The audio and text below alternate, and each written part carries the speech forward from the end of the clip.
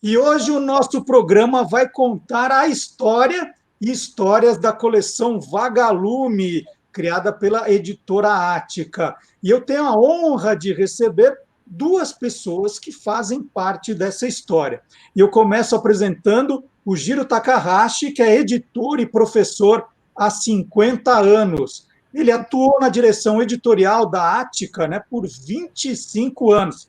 Depois trabalhou também na Nova Fronteira, na Editora do Brasil, na Ediouro, no Grupo Rocco e na Nova Aguilar. Atualmente, o Giro é consultor da área didática da Zapt Editora. Fundou a editora Estação Liberdade, que dirigiu entre 1990 e 1996. O Giro é também mestre em Linguística Semiótica Literária pela Faculdade de Filosofia, Letras e Ciências Humanas na USP. Foi professor da Faculdade Ibero-Americana de Letras e Tradução por 40 anos e atualmente é professor dos cursos de Letra e Pedagogia da Faculdade das Américas e coordenador do Programa de Aprimoramento em Tradução Literária da Casa Guilherme Almeida. E quem participa também dessa entrevista é a Ana Paula Pacheco, escritora, ensaísta e professora de Teoria Literária e Literatura Comparada na USP.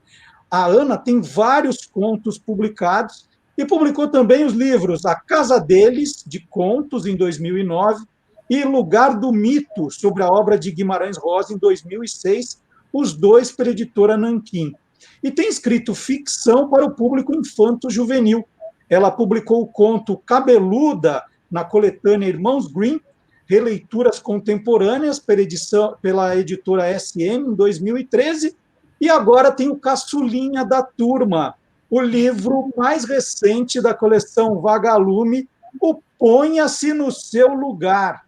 Então, bom dia, Giro, tudo bom? Bom dia, Marcelo, muito obrigado, estou muito honrado de estar aqui conversando com você, o grande editor da Panda, autor também, fez parte da história da Vagalume, tanto da Vagalume Júnior quanto da Vagalume convencional. É um prazer imenso. Muito obrigado. E bem-vinda, Ana, parabéns pelo lançamento do Ponha-se no Seu Lugar. Obrigada, Marcelo. Obrigada, Giro, por estar aqui também. E é uma honra. Depois de tudo que o Marcelo falou, eu estava pensando que eu quero ser jovem como o Giro, com tanta história, assim. Eu vou chegar lá. Somos dois, viu? Giro, eu vou começar pedindo para você contar um pouquinho da história da coleção Vagalume, né? Um pouquinho antes de começar a gravação, eu te contei que hoje você falar que é um autor da Vagalume tem um status incrível, né? E acho que a gente deve isso a você. Como é que foi a criação da coleção? Um grande trabalho de equipe, né? Na verdade, um grande trabalho de equipe e um grande grupo de amadores, né? Amadores nos dois sentidos, né? Então, estávamos começando, eu ainda tinha meus 20 e tantos anos, mas já dava aula, né?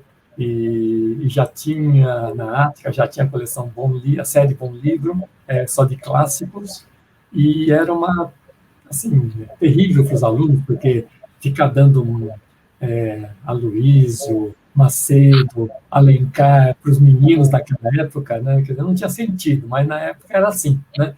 Era assim que funcionava a escola naquele tempo, né? E aí achamos que tínhamos que começar com uma coisa mais contemporânea, né? E aí surgiu uma ideia, e naquele tempo, até o Fernando Paixão, né? Ele era praticamente office boy na Ática, né? E ele mesmo veio também, a gente conversava muito, que ele gostava muito de falar de literatura, já desde menino. E ele falava, por que não separa uma coleção, assim, só para... Porque fica misturado com Alencar, algum autor que vocês estão pensando, né? Por que vocês não separam? Bom, a gente tinha essa ideia de separar sim, né? Mas a gente fez um teste, né, com 2 livros e lançou uma série Bom Livro mesmo. E deu certo, né? Porque se vendeu tanto quanto os outros da Bom Livro. Aí falamos, se nós dirigirmos para a faixa assim, de professores um pouquinho mais antenados, acho que ia dar certo. E aí a gente criou uma coleção e para ganhar o engajamento de toda a editora, que não era tão grande naquele tempo, a gente fez um concurso interno e um concurso externo. Externo foi para layout, projeto gráfico, tal e tudo, convocamos todos os diagramadores, esses designers do Brasil para fazer parte desse concurso, e dentro nós fizemos concurso para criar o nome do Vagalume, né? Quer dizer, um pessoal do Rio, um funcionário da filial Rio que ganhou, né, que sugeriu o Vagalume, e vários outros projetos que a gente fez para engajamento. Então, professores que faziam parte do nosso grupo de prospecção, né?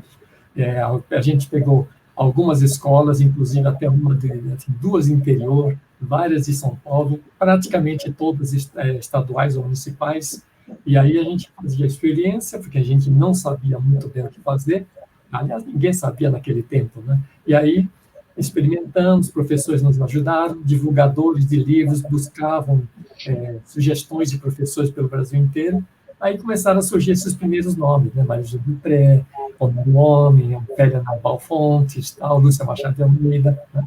Aí começamos a escolher alguns, e aí fizemos teste, né? Fizemos teste, e criamos um suplemento de trabalho, porque a gente queria substituir a ficha de leitura, que era um termo muito ruim, né?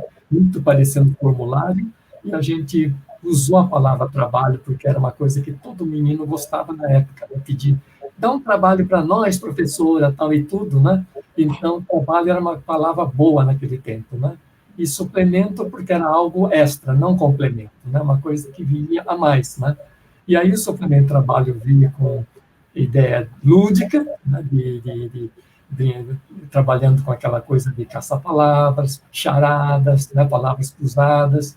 Então, a gente começou com isso, né? E como precisava de transformar o suplemento também numa espécie de memória de leitura, nós tínhamos que fazer os alunos escrever um resumozinho, né? E para facilitar o resumo, a gente criou uma espécie de história em quadrinhos em que os meninos colocavam legendas. Então, a gente até utilizou, assim, na época, assim, nunca foi dito isso, mas a gente usou, né, as funções do Roland Barthes, do estruturalismo, para escolher quais são os lugares que teriam que ter ilustração, né, porque aquilo dá a ideia de antes e depois daquela cena. Então, o aluno olhando aquela figura tinha que lembrar como chegou naquela figura e o que aconteceu em seguida. E aí ia seguindo, né? Então, essa estratégia foi muito boa, porque os alunos escreviam sem o professor pedir. Os professores vinham até se queixar. Falavam, olha, o suplemento é muito ruim, vocês não podem deixar o suplemento só com a gente, porque quando eu dou para os alunos, e eu vou discutir com os alunos, eles já responderam tudo. Então, quando é que o aluno faz alguma coisa sem o professor pedir, né? Então, isso foi maravilhoso. Então, aí, preço que nós discutimos com professores também, né? Por quantos cruzeiros, né, você indicaria um livro para os pais comprarem? Então, nós estabelecemos naquela época o padrão de Veja, né? Então, não podia superar o preço de Veja, né? Porque quando alguém reclamasse do preço, falava, olha, vocês compram, né, Brasil compra, né, 400, 500 mil, Veja semanalmente, eu só estou querendo que 40, 50, 60 mil compre uma vez por semestre. Não é possível que isso seja caro, né? Então, isso era um argumento assim, que não escrevíamos, mas era argumento que o divulgador usava junto com os professores. Então, basicamente foi isso, e usou a máquina de distribuição razoável, que a Ticketinha não era tão grande, mas era já bastante razoável, né? E aí deu certo, né? Quer dizer, e aí o pessoal foi gostando, os autores foram gostando e trazendo títulos, aí depois entrou naquele ciclo assim que foi dando certo, né? Aquele ciclo que empurra a bola para frente. Então, basicamente é isso. Ana, como é que a coleção Vagalume entrou na sua vida? Você lembra do seu primeiro Vagalume? Acho que entrou pela escola, né? Naquela época, os professores indicavam muitos livros da Vagalume, né? Então, eu lembro... É engraçado que eu tenho uma memória afetiva com o Escaravelho do Diabo, eu lembro que esse título era uma coisa que impressionava e também coincidia com uma curiosidade pelas palavras, né? O que as palavras podiam trazer. Então, esse título nunca saiu da minha cabeça, assim. E aí, talvez o Escaravelho do Diabo seja o primeiro que me chamou a atenção, mas acho que eu lembro muito da Ilha Perdida, do Feijão e o Sonho, né, livros daquela época, e depois, um pouco mais para frente, de ler o Marcos Rey, que aí me acompanhou na adolescência. Depois eu comecei a ler outros livros dele, né, mais para adultos. Olha os meus Marcos Rey, estão todos aqui, os que eu li mesmo. E o Marcos Rey, depois os livros adultos, eu lembro de também fazer viagens por sebos, conhecer os sebos, um pouco na trilha do Marcos Rey. E conta um pouquinho, qual que é a trama do Ponha-se no Seu Lugar? Bom, é uma trama que vem de uma narrativa do Gogol, né, do Nariz, mas muito pensada num colégio de elite paulistano. Então, é um menino que se chama Lucas, que um dia acorda sem o seu nariz. E ele é um menino muito rico e mimado, ele está acostumado a ter tudo que ele quer muito rapidamente. Então, isso cria uma espécie de não só desconforto, mas uma nova experiência na vida dele, em que ele precisa aprender como lidar com uma perda que está na cara, né, literalmente, essa a graça do Gogol, né? E aí, na verdade, começa isso, esse acontecimento envolve um grupo de amigos. Então tem a narradora e o irmão dela é da série do Lucas, e os dois são bolsistas nesse colégio. E a narradora está interessada no Lucas, então ela acompanha muito de perto a estranheza, né, dele, como que ele vai aparecendo, né, tentando disfarçar essa perda. Depois ele vai, com o tempo, tentando, como se diz, bombar o corpo dele, como se ele pudesse substituir uma falta por um excesso, né? Então, começa esse processo em que eu gosto de dizer que o Lucas ele é obrigado a sair de si, né? Ele tinha aquele nariz empinado e, de repente, o nariz aparece no colégio sem precisar dele. O nariz vira um sujeito autônomo e ele aparece bacanudo, assim, ele aparece de carro, né, quando os meninos ainda não têm carro, ele aparece com um sobretudo, cabeludo, ele faz sucesso com as meninas e com os meninos, e completa, né, essa confusão na vida do Lucas. E aí a narradora vai acompanhando isso com muita curiosidade e interesse por ele. Bom, e aí acontecem muitos episódios, eu não vou contar. Não precisa dar spoiler na própria história. Professor de literatura adora dar spoiler. A gente sempre acha que tem que prestar atenção em como é narrado, que tanto faz, quando vai saber o final, mas não é verdade. O meu primeiro vagalume foi o caso da Borboleta Tíria, da Lúcia Machado de Almeida, quando eu estava ainda na 4ª série, né? E me marcou demais o final da história. Giro, só para eu entender direitinho, qual que é considerado o primeiro livro da Vagalume? Em que ano foi oficialmente esse lançamento? Olha, com o selo Vagalume foi a Ilha Perdida, da Marisa Dupré, né? Nós já tínhamos experimentado, éramos 6 antes, né? Dentro da série Bom Livro. Então, a gente lançou 4 praticamente juntos, né? Foi a Ilha Perdida, Coração de Onça, Narbal e Ofélia Fontes, Cabra das Rocas, do Homero Homem, e Éramos 6, da Marisa Dupré, né? Então, foram os 4, e isto... Esse eu tenho, Éramos 6, ó. Nossa, essa edição antiga. Eu guardo mesmo, não é modo de dizer, não. Eu acabei perdendo muito, e muitos ficaram na casa das minhas filhas, e no fim, então, eu tenho muito poucos aqui em casa, né? Mas o do Marcos eu tenho todos aqui, porque acabamos ficando grandes amigos, né? Então, ali alguns, assim, você acaba tendo mais, assim, né? Junto, né? Mas, então, foi em 73, né? Foi em 73, com esses 4 livros, com tiragem, se não me engano, assim, alguma coisa em torno de 60, 80 mil exemplares cada um, né?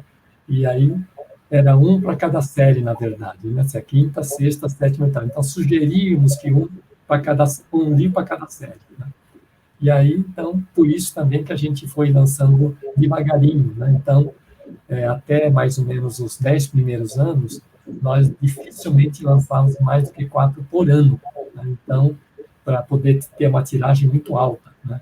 Naquele tempo não existia ainda aquelas, quer dizer, não havia essa briga por market share no mercado editorial, né? Então a questão era produtividade, lucratividade em cima de um livro, né? Então tirar assim, pegar até o livro virar um bagaço, né? Não virava, né?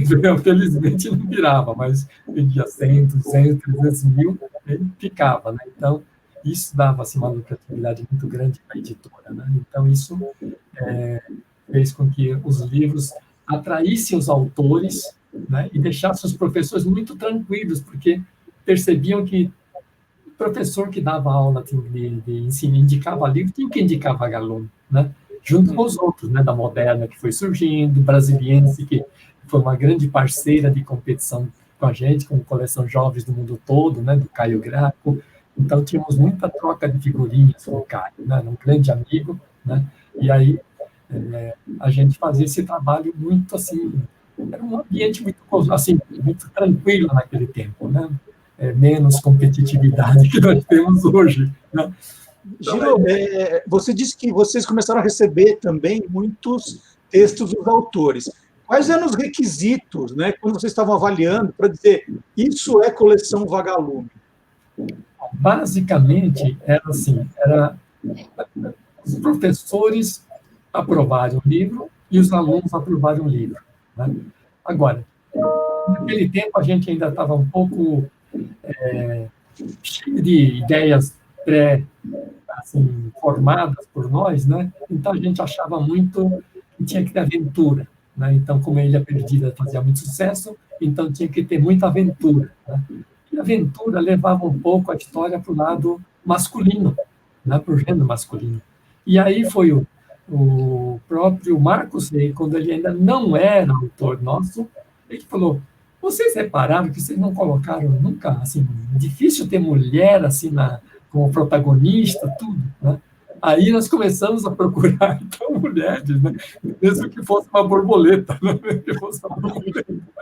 Então, a gente acabou fazendo tudo, né? E pouco a pouco a gente foi incluindo. Até o Marcos aí fez o Sozinho no Mundo para tentar dizer que ele, né, para provar que precisava de ter uma menina assim, né?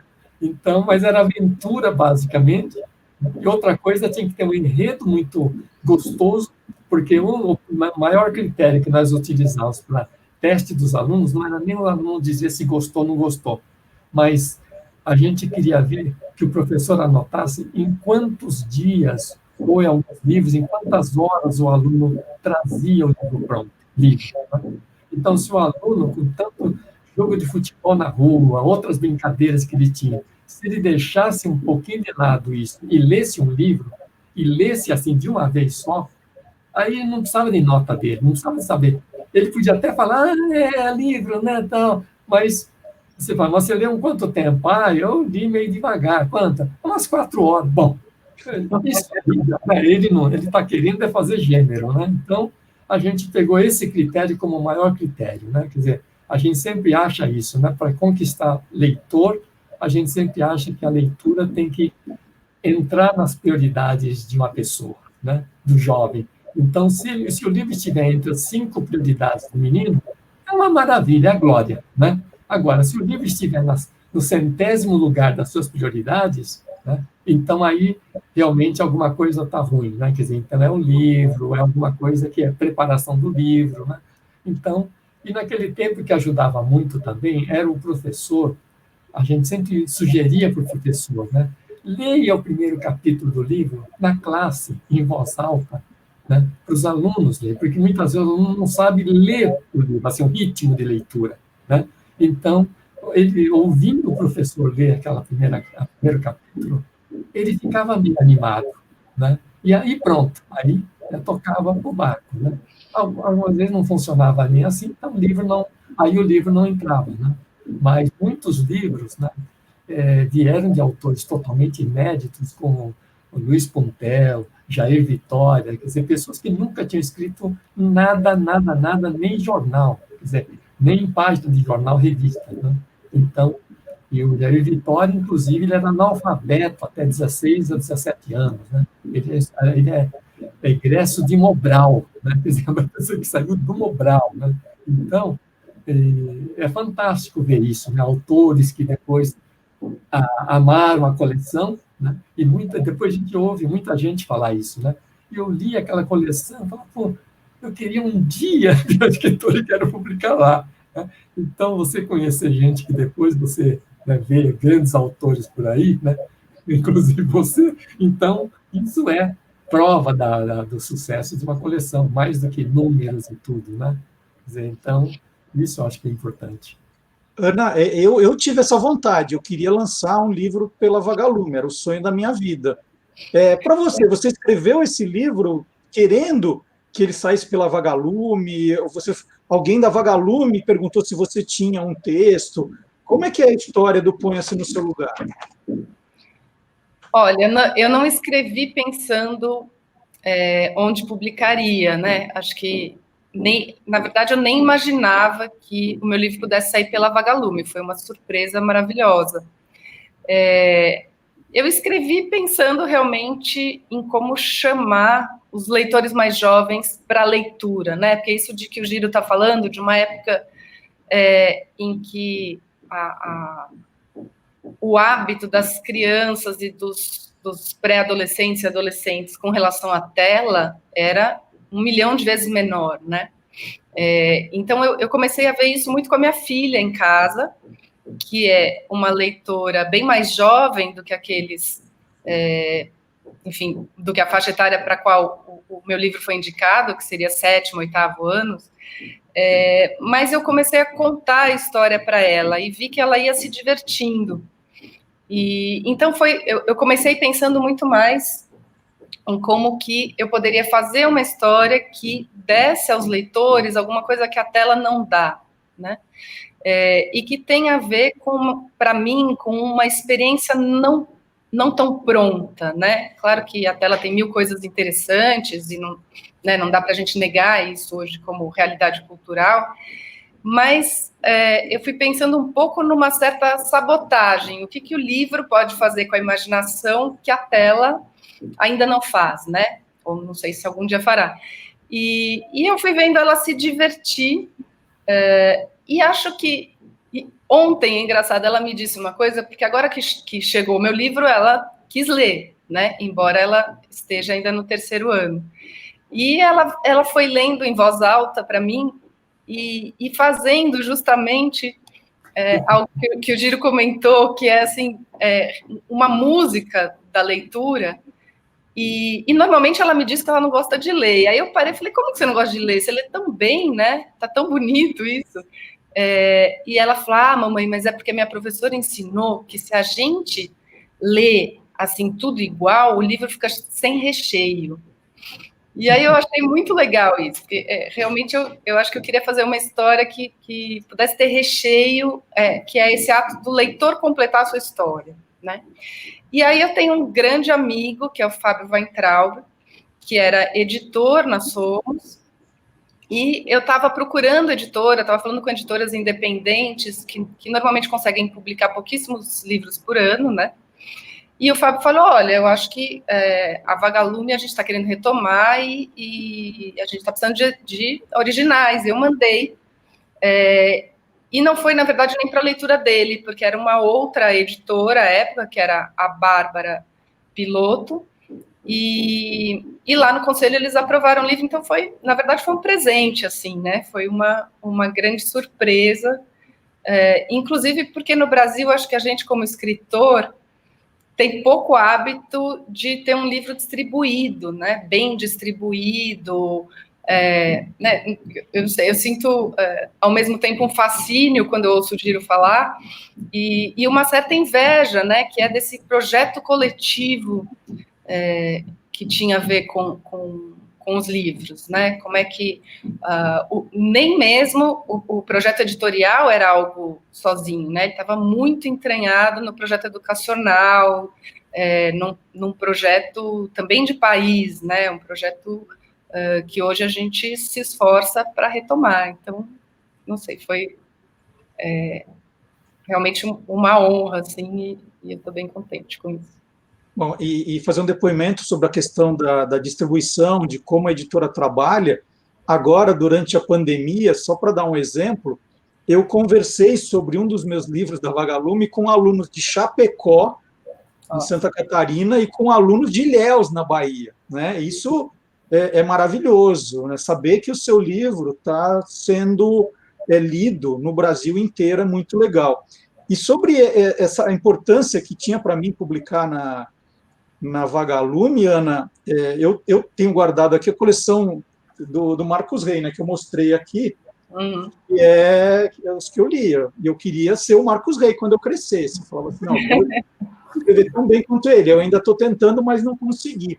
Mas o primeiro livro, a editora a Carmen Lúcia Campos mandou para o Marcos Rey, né, o meu primeiro livro, Jogo Sujo. E eu ganhei de presente do Marcos Rey assim, o Gincana da Morte, com uma dedicatória dele.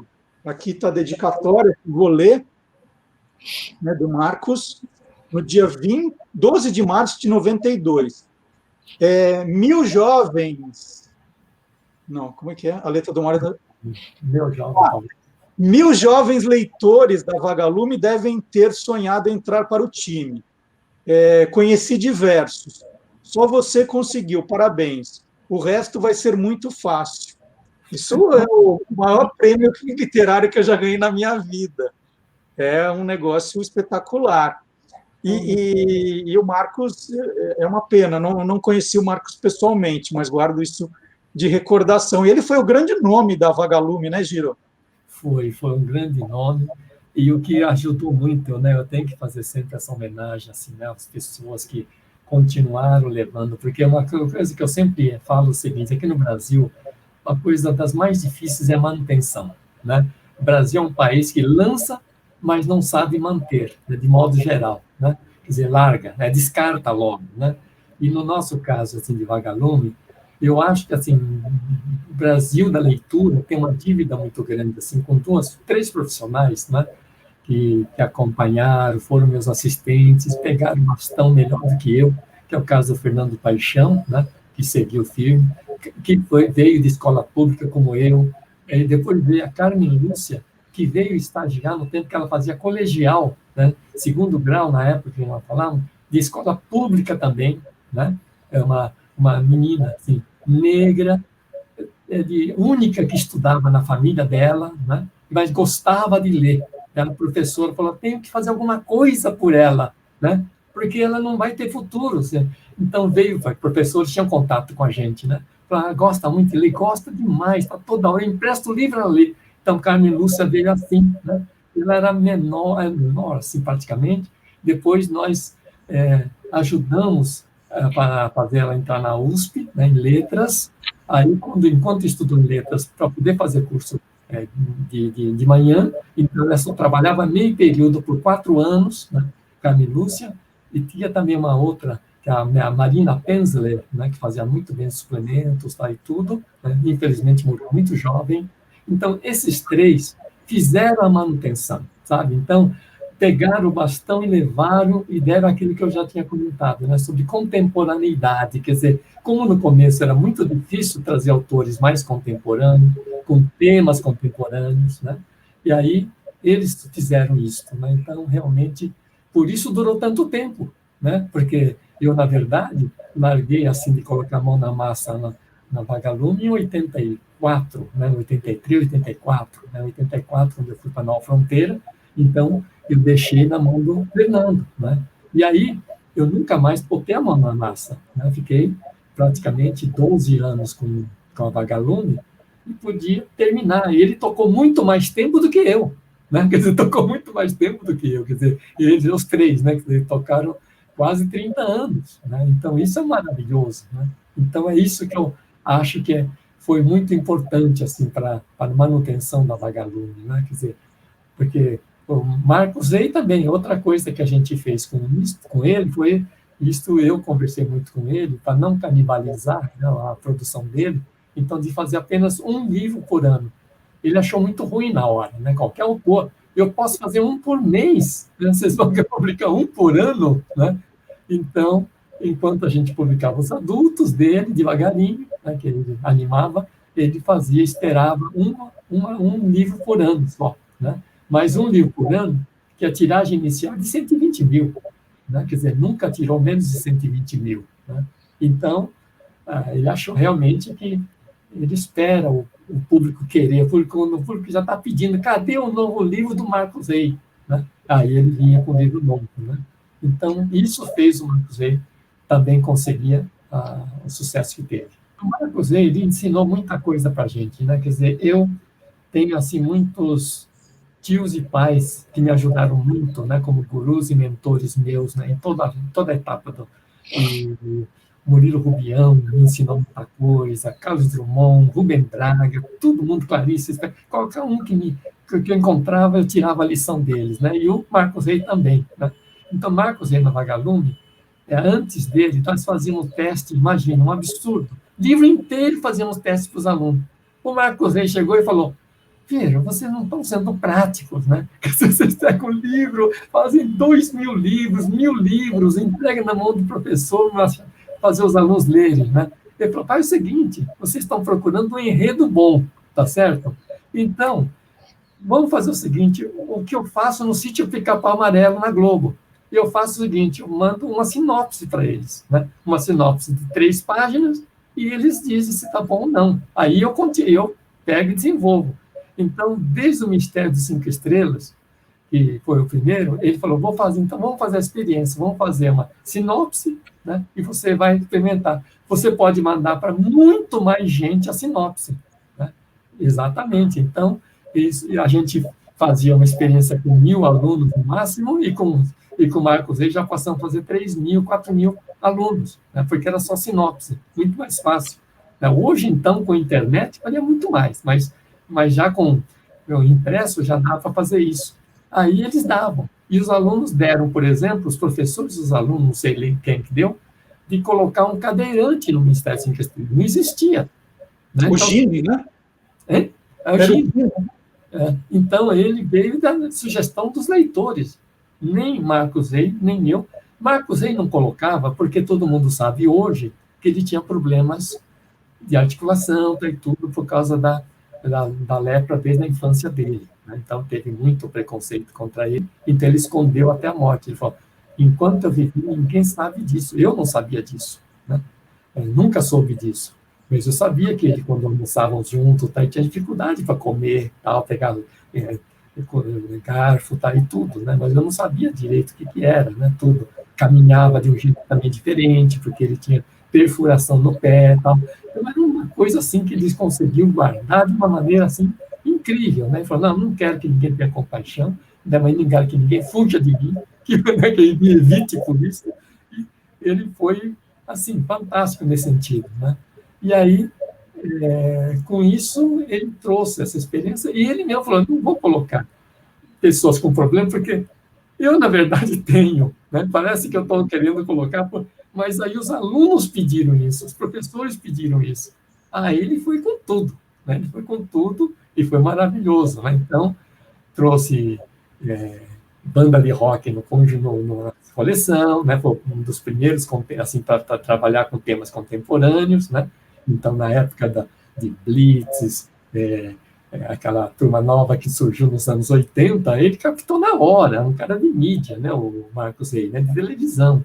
Então, já pôs um Rápido Garoto de Ouro, né?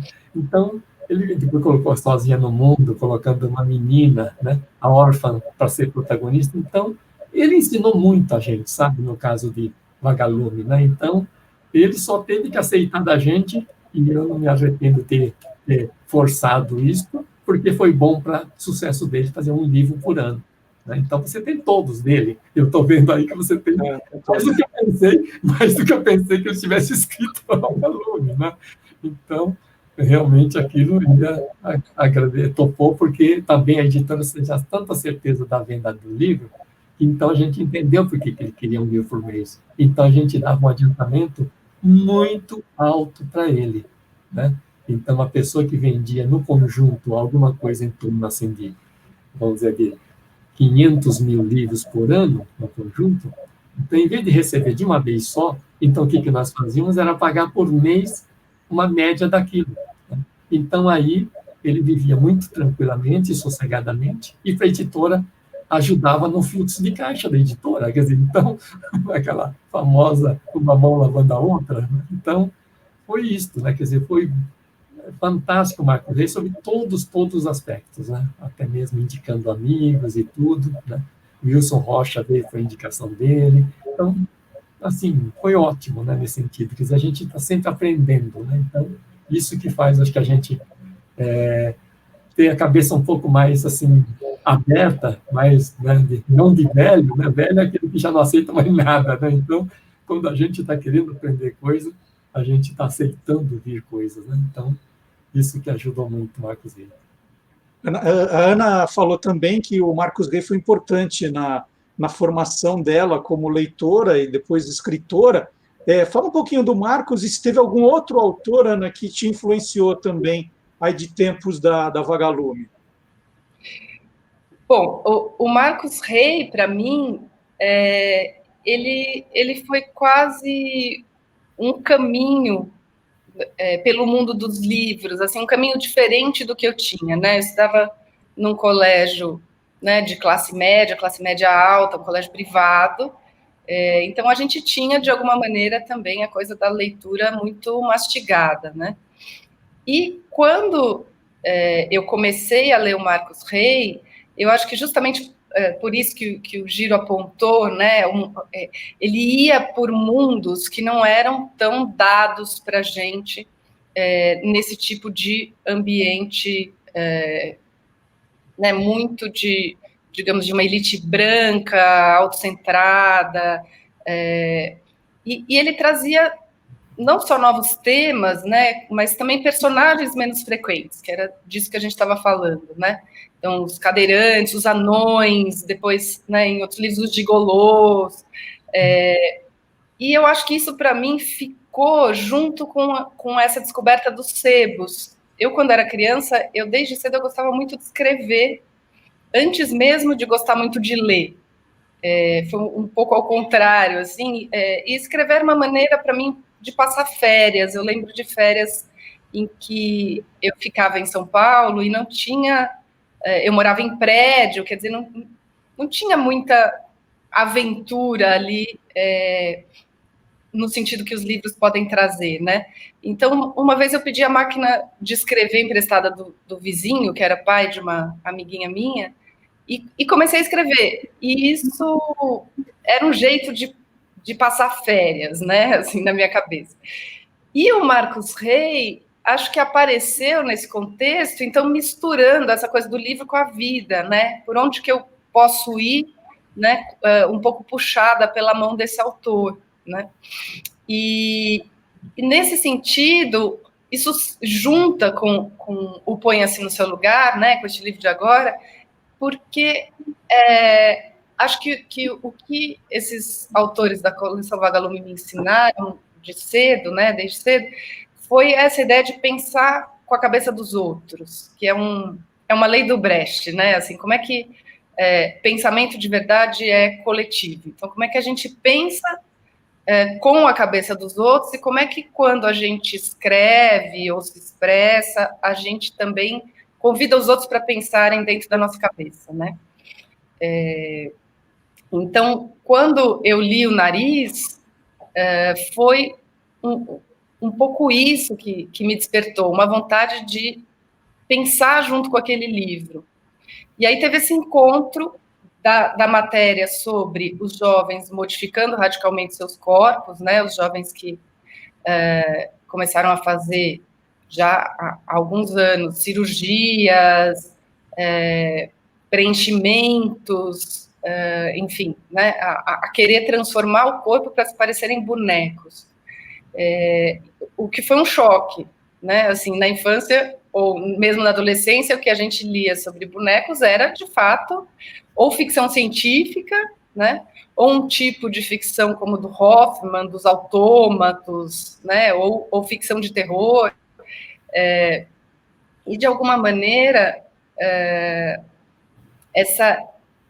esse tema contemporâneo, que o Giro nos disse que era uma preocupação grande da Vagalume, né, como trazer os temas contemporâneos, ele chegou a mim a partir do Nariz do Gogol, mas muito por essa mistura entre ficção e realidade, em que, de repente, parece que a realidade ultrapassou a ficção, né? E as pessoas começam a querer inventar de um modo que acho que é o oposto àquele que a literatura nos ensina, né?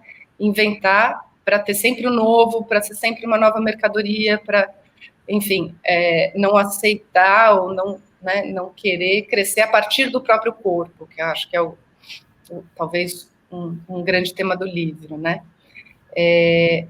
Então, não sei, eu tinha essa paixão por esses outros mundos que são o nosso mesmo, né, que Marcos Rey trazia,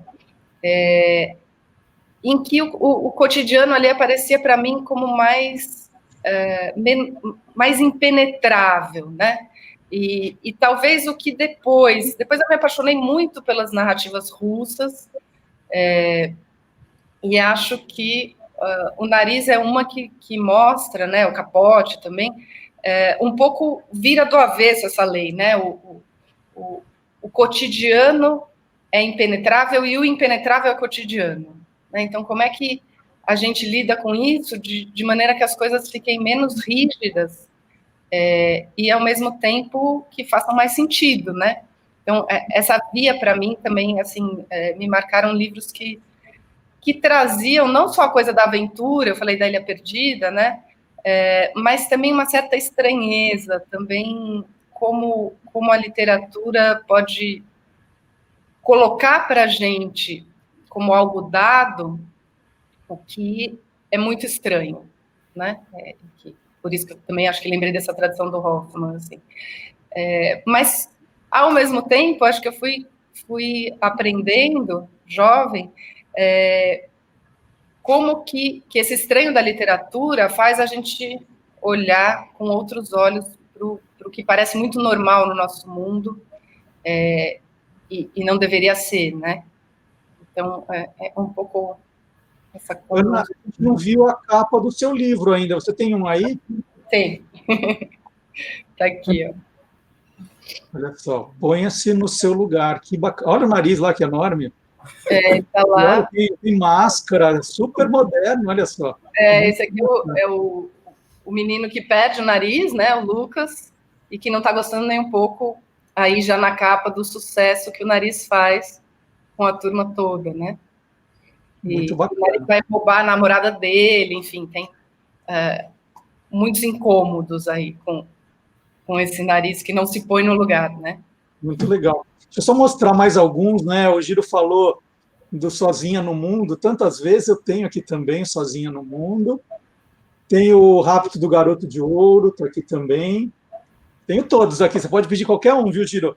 E tem um que me marcou, porque eu queria já ser jornalista, e aí sai essa primeira reportagem do Silvio Pereira, que eu amei. E esse eu guardo também, que me ajudou, falando, é isso que eu quero ser mesmo quando eu crescer. E Giro, só para a gente terminar essa conversa, que assim, a gente podia ficar horas aqui, mas está chegando os 50 anos da Vagalume, né? 2023 está aí. Se você pudesse escolher um presente, né, para esses 50 anos, qual que seria, hein? É o seguinte, eu acho que Vagalume tinha que se renovar, né?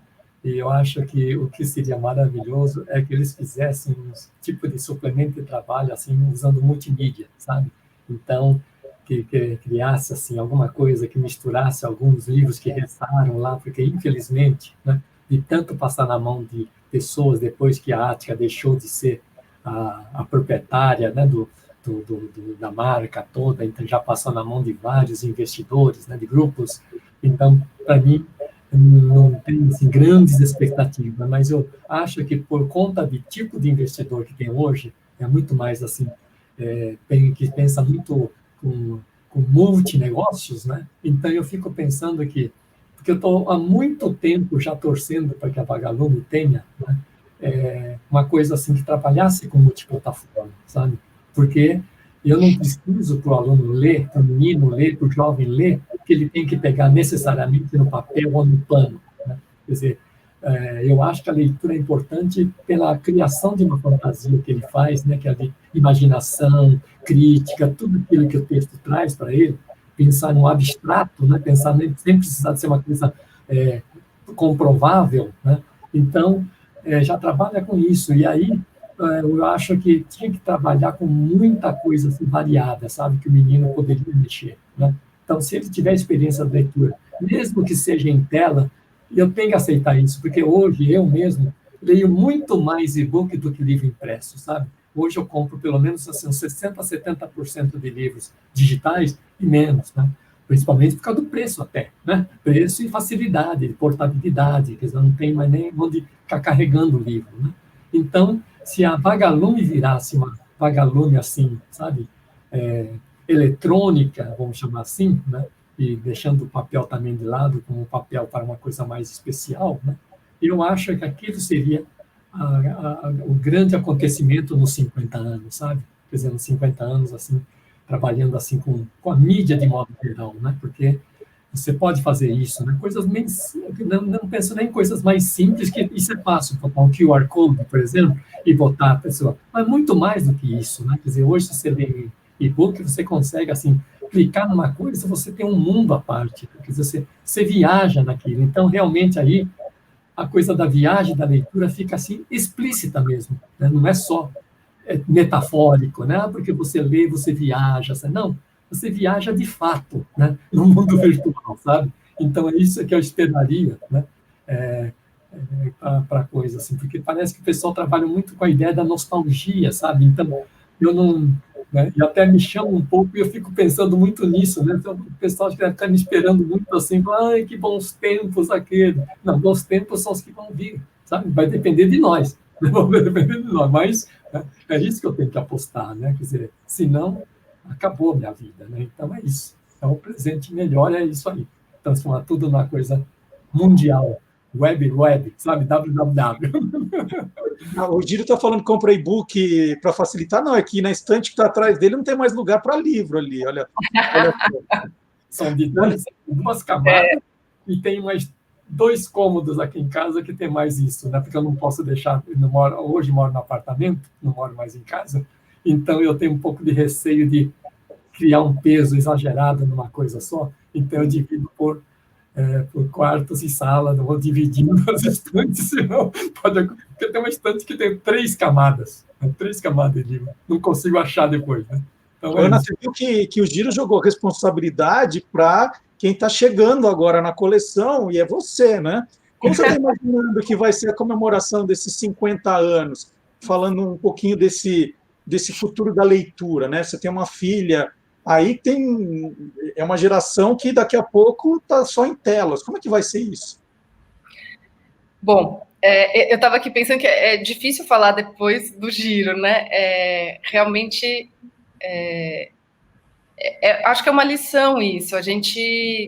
E essa é uma lição que não está posta para a gente só agora, né? Eu estava, acho que pelo que eu falei antes, pensando ainda no Brecht, quando o cinema começa a se desenvolver, o Brecht, que era um homem de teatro, ele, ao contrário de pensar, não, né, o verdadeiro sentido está no teatro, necessariamente, as pessoas precisam estar ali, necessariamente precisa ter o palco, ele, né, como grande experimentador que ele era, ele pensa ao contrário, ele pensa, o que a tecnologia do cinema pode fazer com a minha obra? Isso não tem só a ver com divulgação, né? O Giro estava falando, eu entendi num sentido mais amplo, tem a ver com, bom, né, o e-book é menos caro, a gente mora dentro dos livros, nas casas, não temos mais onde pôr, etc., mas tem um outro lado, talvez até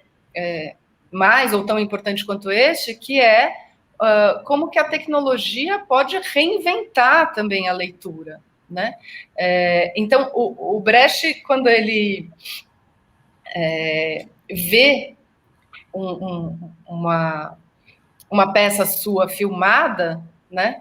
Ele está lá, né? A Ópera dos Três Vinténs, Quando ele vê o resultado, porque aí o roteiro também escapa das mãos dele, né? Vem Hollywood, toma conta de tudo e tal, e ele vê um resultado que era quase um teatro filmado, embora eu adore ver até hoje, mas ele é uma grande decepção. E ele pensa, não é isso, teatro filmado, então vamos continuar fazendo teatro.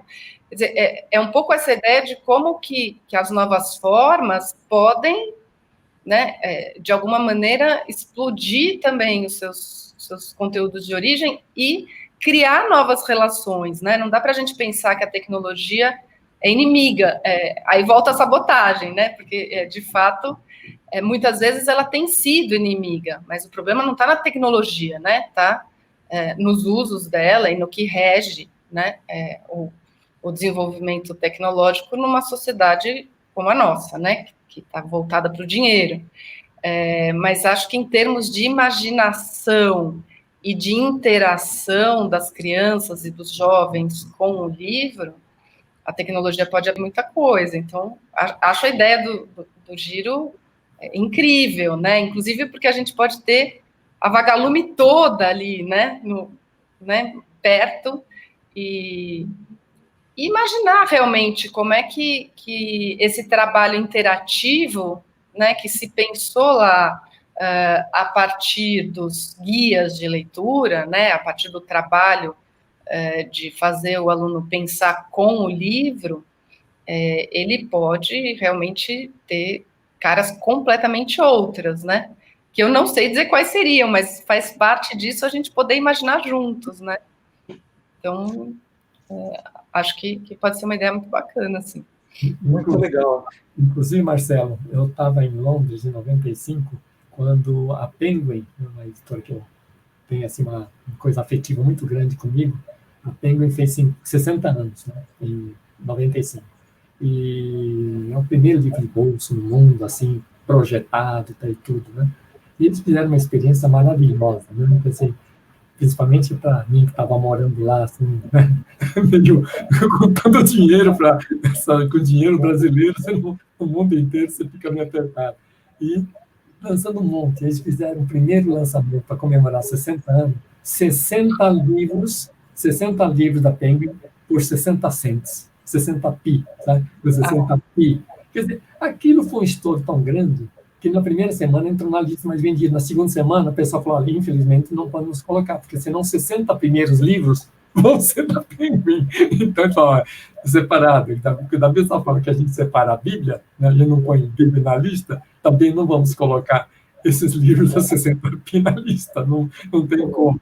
Mas foi assim um negócio, um acontecimento, livros de 60 centavos, né? Quer dizer, assim, para comemorar os 60 anos, tá, todo mundo correu, eu também peguei, estou com vários livrinhos ainda daquilo. É impressionante, né? Então, saber comemorar um evento desses, né? Então, muito bom. Interessante, né? Porque aquilo que a gente imagina que a tecnologia é necessariamente o mundo do consumo, mas eles criaram ali no evento uma contra-mercadoria, né? Pode ser, né, de quase todo mundo. Assim. Muito bom. Olha, queria demais agradecer esse papo com vocês, porque era uma maneira de juntar, né, os 47 anos da história da Vagalume. E começou com o Giro, e que tem hoje como caçula a Ana Pacheco. Então, Giro, muito obrigado aí pelas histórias, pelo seu tempo. Ana, parabéns por entrar aí no time, que o Ponha-se no Seu Lugar faça muito sucesso e que a gente volte a se reunir logo para comemorar os 50 anos, então. E a gente convida mais gente, tá? Vamos fazer uma questão aqui. Giro, muito obrigado. Muito obrigado. Obrigada, Giro. E a gente vai terminar essa entrevista com um clipe, né? A gente falou de tantos livros, de tantos autores, e nós preparamos um clipe com capas de livros da coleção Vagalume que a gente vê agora.